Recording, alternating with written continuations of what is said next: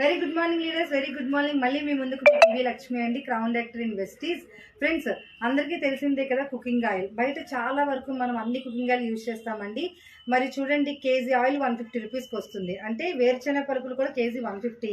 మరి 150 oil ఆడిస్తే మిల్లీకి KG oil రాదండి.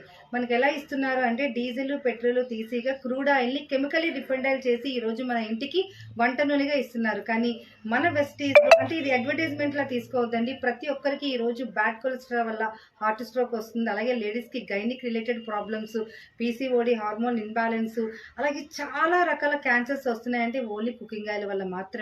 ఒకప్పుడు కుకింగ్ ఆయిల్ మనకి పురాతన కాలంలో మనకి ఏమి కొబ్బరి నూనె వాడేవారు, అలాగే నువ్వుల నూనె వాడేవారు కాబట్టి ఎలాంటి హెల్త్ ఇష్యూస్ లేవు.